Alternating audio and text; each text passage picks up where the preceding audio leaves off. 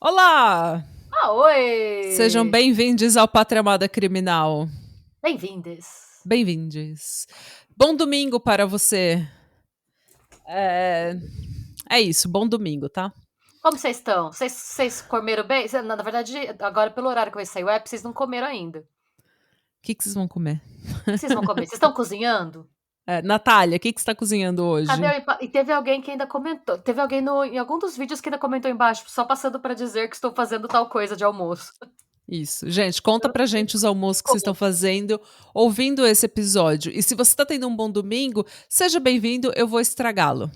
Ai. Que hoje eu vou contar uma história terrível. E é pesada, é. É triste, extremamente. Mas não é violenta. O crime que aconteceu nessa história é o crime... Um dos maiores crimes da humanidade, que é a ganância. O capitalismo. Meu Deus. Vocês vão entender, gente. Hoje a gente vai falar de um acidente numa usina nuclear no Japão. E esse acidente causou 2 fatalidades. Uma delas foi extremamente grave. E é dessa que a gente vai falar. Dessa que foi extremamente grave e o porquê que isso aconteceu. Tá? Então, como eu gosto de hablar, né? Como eu gosto de dar as lições, porque eu acho que eu sou professora, eu só quero começar falando porque a gente ouve falar de radiação, usina nuclear, e, né, elementos radioativos, e parece que é tudo uma coisa assim muito cientificamente obscura, estranha, então eu só queria dar uma base. Claro. Por que a gente usa elementos radioativos e qual que é a TOR. Radiação nada mais é do que a transmissão de energia. Então, por exemplo, radiação solar, você tem processos químicos e físicos acontecendo no Sol, explosões, essa radiação, essa energia que é gerada por essas explosões, por essas reações, elas se propagam no universo como luz e calor. Então, radiação nada mais é do que essa energia que você sente, esse transporte de energia de A para B. É só isso. Então, o que acontece? Existem vários tipos de radiação e a radioatividade é a característica de alguns elementos ou de algumas substâncias de emitir radiação. Então, o que acontece? Alguns elementos na natureza, eles são tão energéticos, eles estão tão, empolgados o tempo todo que eles ficam liberando energia. Então, só de pegar esse tipo de elemento, você recebe essa energia do elemento. Ele está sempre dando energia para o ambiente. Isso eu estou explicando de forma extremamente simplificada, tá? Então, mas é um tema muito legal, se vocês quiserem debater comigo depois. Mas então, então, esses elementos eles estão sempre dando energia. E o que acontece? Quando a gente fala muito, né, de radiação, da radiação que a gente usa em usina nuclear, essa que é muito perigosa, a gente está falando de radiação ionizante, que é um tipo de radiação, um tipo de energia que vem para a gente e ela interage com as partículas do nosso corpo. E toda radiação interage com outras partículas, mas essa ionizante, ela reage com as partículas do nosso corpo, alterando o modo como essas partículas são constituídas. Então, por exemplo, uma radiação solar, ela vai entrar na sua pele e se você for exposta um pouquinho, você vai ficar bronzeado. Se você for exposta a muita radiação solar, ela vai começar a mudar a estrutura da sua pele e você vai pegar um câncer de pele. Só que você não vai pegar, um câncer no seu estômago. Você vai pegar, a radiação, ela meio que para na pele. entendeu? Agora, a radiação gama, a radiação ionizante, que normalmente é a radiação que a gente está falando, quando a gente fala desses elementos que a gente usa em usinas nucleares, essa radiação, ela meio que passa, ela tem um comprimento de onda tão pequeno que ela meio que passa pelo seu corpo inteiro. Tipo, todas as suas células ficam energizadas. O problema com isso, né, de você sofrer essa onda de energia que passa pelo seu corpo, é que todas as suas células são afetadas e elas são danificadas. Então, a energia gama, por exemplo, que é uma energia, a energia do urânio, por exemplo, ela afeta o seu DNA, ela afeta a sua medula óssea, ela danifica, ela entra em todas as partes do seu corpo. De tão pequenininha que ela é, de tão, assim, o comprimento de onda dela é tão pequeno que ela entra entre as suas partículas. E é por isso que ela danifica tudo. E o que a gente faz numa usina... Peraí que eu bati na mesa e tremeu tudo. Tudo bem.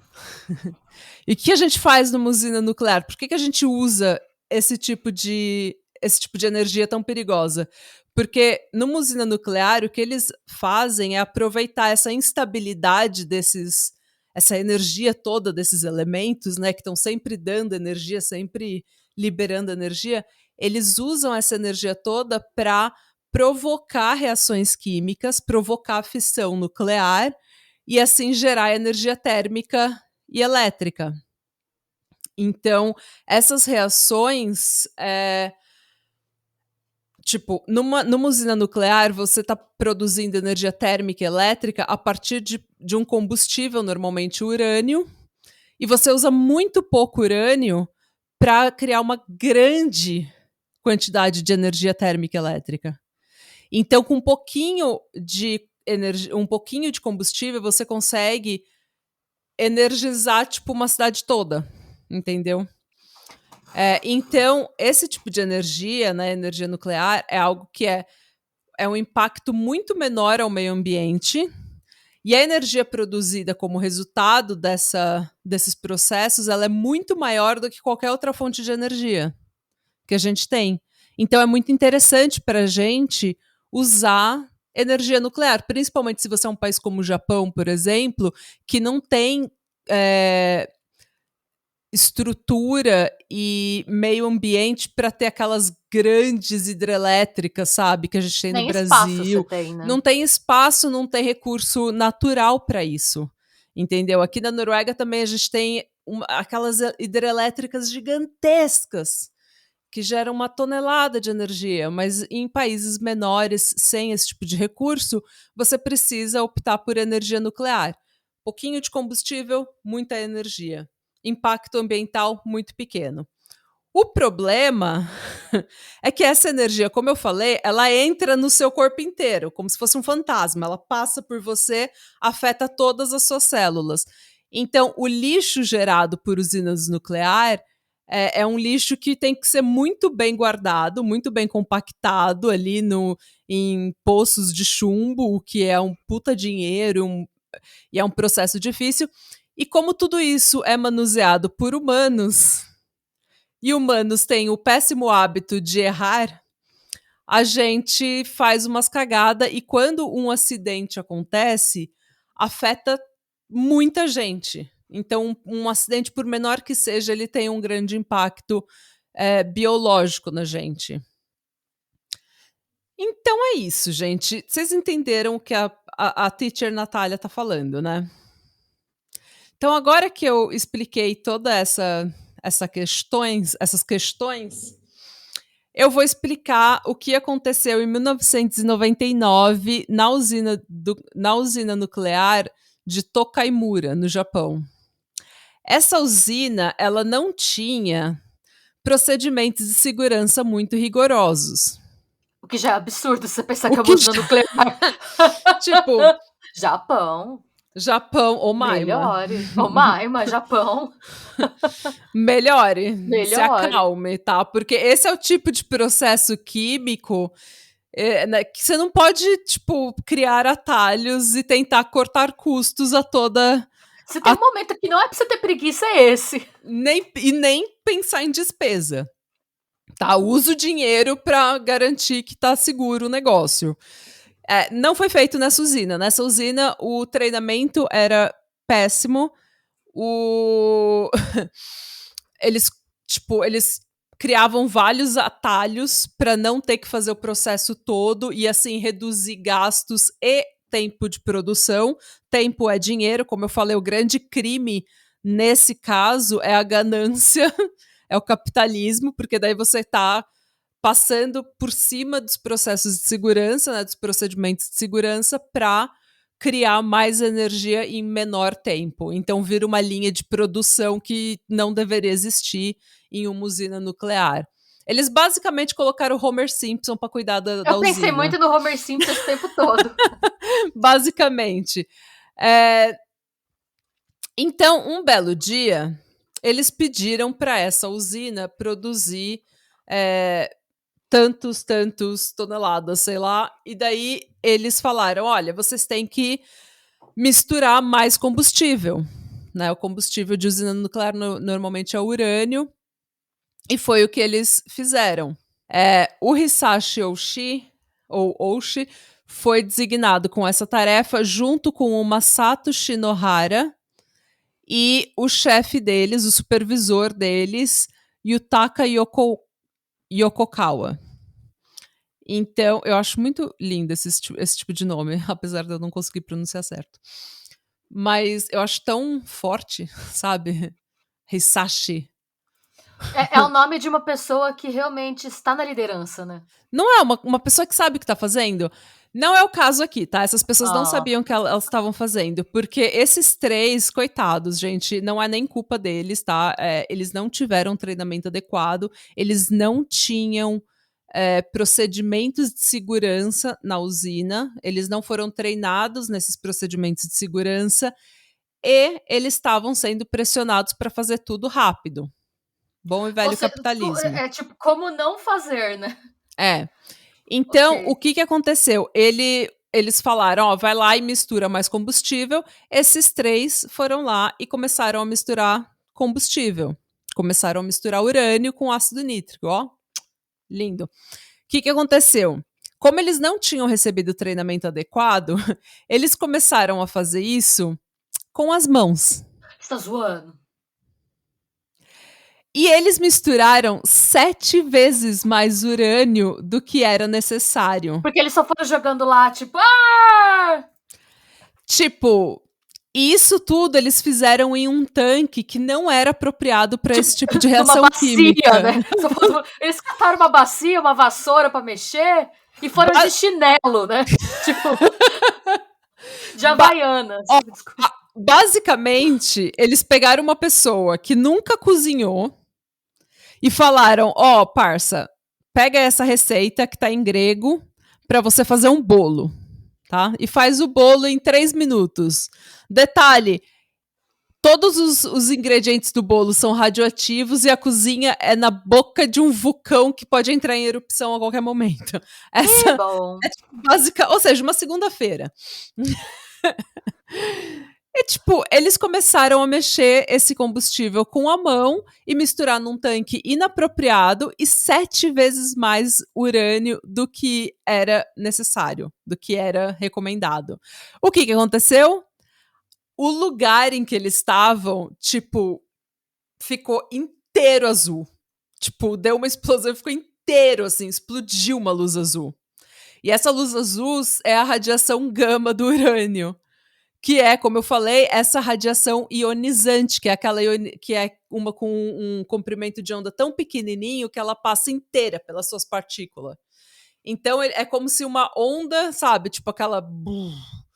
Aquela onda da explosão passasse inteira pelo seu corpo e modificasse suas células. Gente, é muito assustador isso, pensar nisso. É como, sabe? Enfim. Se fosse um filme de super-herói, eles iam virar o Dr. Manhattan. Exato. Mas deu bem ruim. Mas a vida não funciona assim. Okay. Não. O que aconteceu? Radiação ionizante, ela é quantificada em sieverts. Então, Como, ao invés de falar, você teve 500 gramas, você está exposto a 500 gramas de radiação. Eles falam, você está exposto a tantos sieverts de radiação. 7 sieverts é o limite absoluto para os seres humanos. Tá? Para você ter uma ideia, quem estava em Chernobyl, o pessoal que os bombeiros, o pessoal do time de resgate de Chernobyl, foi exposto a uma radiação ionizante de 0,25 sievert. Então, bem pequeno em relação, né, ao que é o limite absoluto, que é 7. Agora segurem as tetas de vocês. Porque o supervisor dele, o Yutaka Yokokawa, ele foi exposto a 3 sieverts. O outro colega dele, o Masato Shinohara, foi exposto a 10 sieverts. Ele sumiu, ele se desintegrou. O Hisashi Oshi foi exposto a 17 sieverts. Ele foi a pessoa que mais recebeu radiação ionizante na história da humanidade. E daí você fala, né? Natália, ele morreu, né? Foi o que você falou, ele pra desentregou. mim também que ele morreu, pra mim ele parou, você não acha nada, ele virou uma poeira cósmica. Thanos, né? Aquele negócio, tipo, ele virou uma poeira cósmica. Sim. Ele é um com o universo agora, e o universo é um com ele. É isso. Não.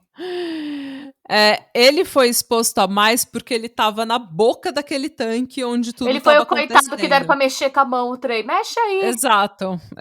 Ele era o que tava lá fazendo o negócio. Mas então, ele sobreviveu. Mais ou menos.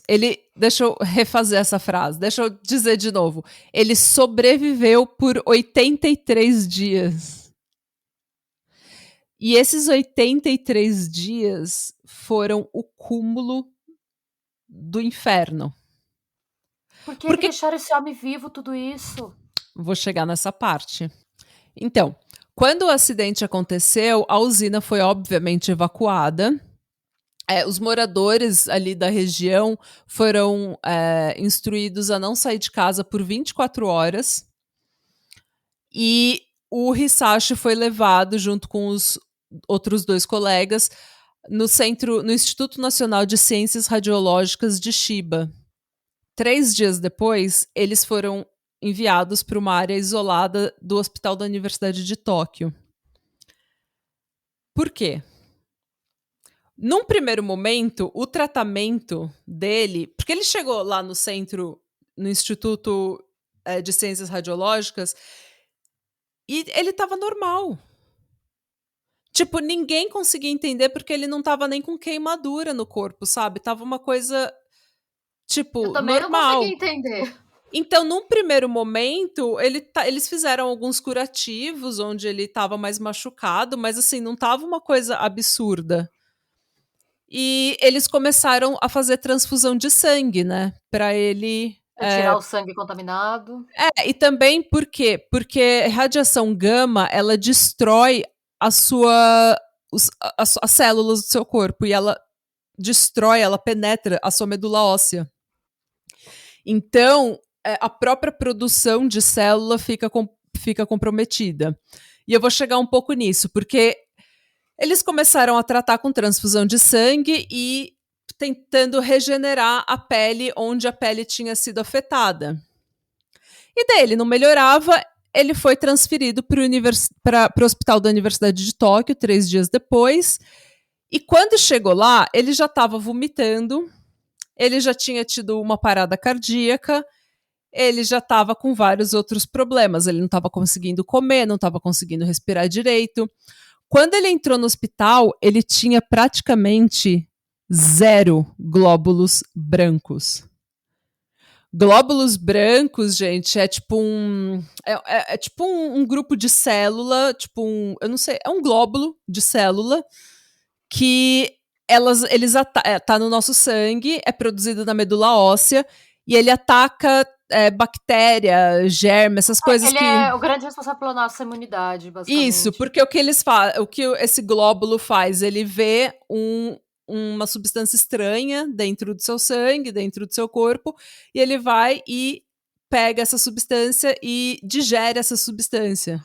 Tipo, elimina essa substância. E você cria imunidade contra essa substância a partir desse processo. Explicado mal e porcamente, é isso. Então, glóbulos brancos se você não tem glóbulos brancos, qualquer germe, qualquer bactéria, qualquer corpo estranho no seu corpo, ao invés de ser digerido e expelido, ele vai ser absorvido. Ele, tipo, não tem defesa. Seu corpo não tem defesa nenhuma. Quando ele chegou no hospital, ele tinha quase 0 glóbulos brancos. O corpo dele tinha sido tão afetado que eles pegaram os cromossomos dele para ver, e os cromossomos dele, tipo, eram tipo pontinhos pretos. Ou seja, os cromossomos dele tinham sido destruídos, o DNA dele tinha sido completamente destruído.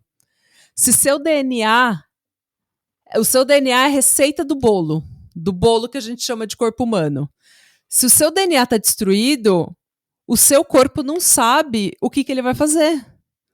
Então, as suas células que estão sempre se replicando, estão sempre se regenerando, elas simplesmente param de se regenerar.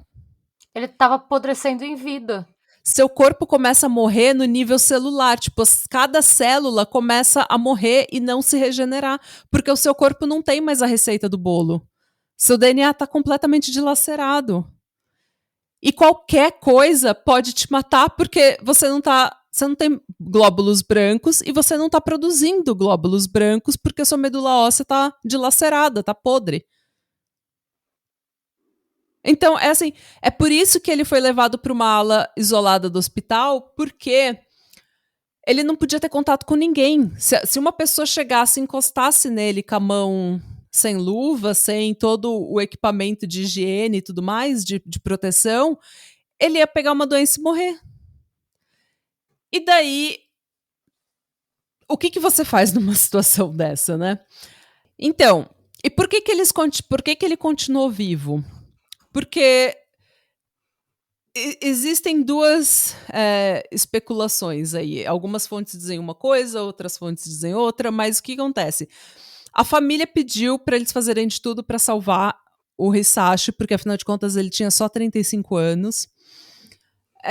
Então a família pediu para salvar ele. E os médicos, aparentemente, no Japão, e se a gente tem ouvintes no Japão, se alguém está no Japão vendo a gente, ou se alguém é de família japonesa, deixa nos comentários aqui se essa teoria, se essa explicação é algo válido, se isso é verdade. Mas pelo que eu ouvi, tipo, no Japão, médicos têm um negócio muito de honra, sabe? Tipo, esse é meu paciente, eu vou fazer ele sobreviver. Ele vai sobreviver. Eu não vou perder um paciente. Então tem uma responsabilidade muito grande com a vida, sabe? Eles têm esse negócio de é a minha honra salvar essa vida. Então os médicos queriam salvar a vida dele. Mas também os médicos falaram, gente, nunca na história deste país, nunca na história do mundo, alguém sofreu tanta exposição a tanta radiação. Então, o que a gente tem aqui é um caso único, isolado, e a gente tem, tipo, a oportunidade de saber qual tratamento que vai dar certo. Mesmo sabendo que nenhum tratamento ia dar certo. Então, eu acho que nessa situação... Balancei tudo de novo.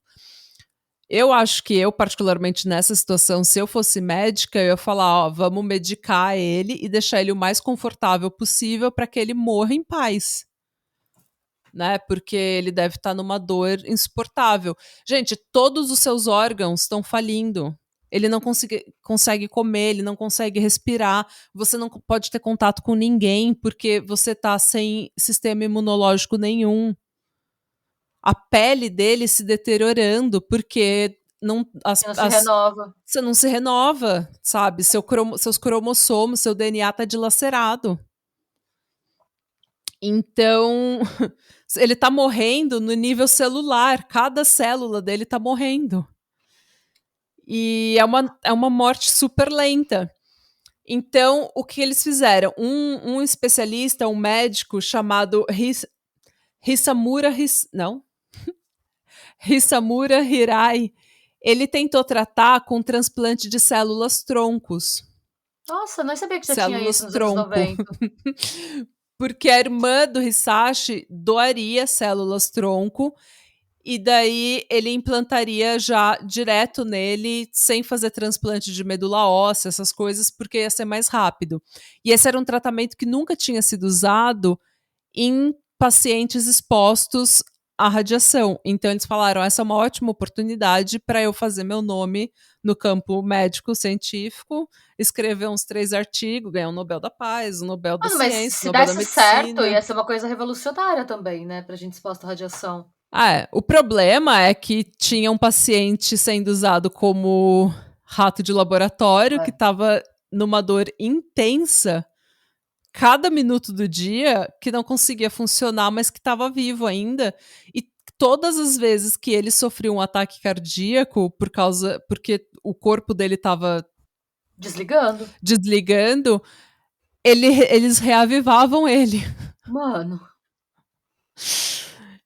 E esse médico fez esse tratamento, né? Colocou as células tronco da irmã do Hisashi no Hisashi, só que o nível de radiação que ele ainda tinha no corpo era tão alto que as células morriam na hora. Ah, tem isso também, demora tipo séculos pra sair do corpo, né? Quando a pessoa tá muito carregada, assim. O que é interessante, eu não sei se isso é verdade, mas pelo que eu entendi, você fica com radiação no seu corpo, só que você não transmite radiação para as pessoas. Isso eu não. Eu não sei como que isso funciona. Também não. Você sabe? Deixa nos comentários. Uma pessoa radioativa emite? Porque acho que a radiação, ela entra em você, mas, tipo, você não transfere pra pessoa se você encostar na pessoa. Ele estava isolado só por causa dele, porque ele não tinha sistema imunológico. Mas enfim, então as células que eram transplantadas para ele morriam na hora, ele estava sempre tendo ataque cardíaco e os médicos sempre reavivando. Nossa. E cada vez que ele era reavivado, que ele tinha um ataque cardíaco, ele morria, era ressuscitado a pedido da família. E cada vez que ele morria, o cérebro dele danificava mais, porque você morre. Então, você tem sequelas no seu cérebro. Depois de um tempo, o corpo dele estava tão debilitado, sem poder se regenerar, que a pele dele começou a derreter. Tipo, a pele dele começou a simplesmente se deteriorar. Ele estava tão desesperado para morrer que ele começou a gritar que ele não, pelo amor de Deus, eu não sou um rato de laboratório. E ele chorava sangue. Tipo, porque tava tudo comido no rosto dele, então quando ele chorava era tipo, era sangue, era fluido do corpo dele. Não era nem lágrima. Nossa, tava gente, tudo derretido. 80 dias. 83 dias. Depois de 83 dias, ele teve uma parada cardíaca séria devido à falência múltipla de órgãos e faleceu no dia 21 de dezembro de 99. O colega dele, o Masato Shinohara, recebeu os mesmos tratamentos, mas ele acabou morrendo 7 meses depois do acidente. Afinal de contas, ele também tinha recebido 10 sieverts, muito, 3 a mais do que o limite máximo para um ser humano. O supervisor, o Yutaka Yokokawa, ele foi exposto a só 3 sieverts e ele foi o único dos 3 que sobreviveu, mas ele foi indiciado por negligência em 2020. E eu não achei mais o que aconteceu com ele. Ele teve que responder a um processo penal. A Japan Nuclear Fuel Conversion Co., a empresa que era dona dessa usina nuclear, ela teve que pagar 121 milhões de dólares em quase 7 mil processos que foram registrados, né, pela população local. A população local que foi afetada processou a empresa e ao todo eles tiveram que pagar 121 milhões. A usina passou para um outro dono, para uma outra empresa, e ela funcionou até 2011 quando ela foi fechada depois de um terremoto. E esse não foi o primeiro acidente que essa usina teve. Em 1997, eles tiveram um acidente, um vazamento de lixo nuclear que afetou muito da população. Várias pessoas ficaram doentes, mas o governo fez um cover-up e abafou o fuá todo. E é isso, gente. Essa é a história, a terrível história de uma pessoa que demorou 83 dias para morrer e que foi mantida viva pela ganância e pelo egoísmo humano. Eu tô achando que essa é a pior história que a gente já teve aqui. É um crime que é o crime, assim, é ganância e capitalismo, mas parece que é pior do que muito crime que a gente já cobriu, né? Não, porque eu fico pensando nos 83 dias de dor. Sim. Eu acho que nunca nenhum dos assassinos que te pegou aqui foi capaz de infligir tanta dor em um ser humano. Pois é. 83 dias, ele pedindo pra morrer, tipo, me deixa morrer, eu não aguento mais. Ou mais, Quem é né? Jeffrey Dahmer perto desses médicos aí? Pois é. Tem um livro que relata todo o processo desses 83 dias, tudo que aconteceu com ele durante esses 83 dias, fala mais de quem ele era, da história dele, que eu acho que não dá pra gente contar tudo, mas então, o livro chama A Slow Death, 83 Days of Radiation Sickness, que foi lançado em 2002. Eu já sei Então, que eu não tenho estômago pra ler, não. ele foi escrito por um time de jornalistas e traduzido para o inglês por Maho Harada. E é isso, gente. Conta aqui nos comentários se você consegue ler esse livro, se você já leu, se é bom e sei lá, se você gostou desse caso. Se você mora no Japão e conhece esse caso, conta pra gente como é que é a repercussão por lá, se é que existe, se falam disso ou não. Exato. E sejam bons. E busquem conhecimentos e, por favor, cuidado com a radiação. Cuidado com a energia nuclear. E usem procedimentos e coisas de proteção, gente. De segurança. Procedimentos de segurança. Respeitem. Protejam-se. Respeitem os procedimentos de segurança. Segurança é sexy. E adeus. Tchau. Adebra. Eu vou chorar lá e já venho.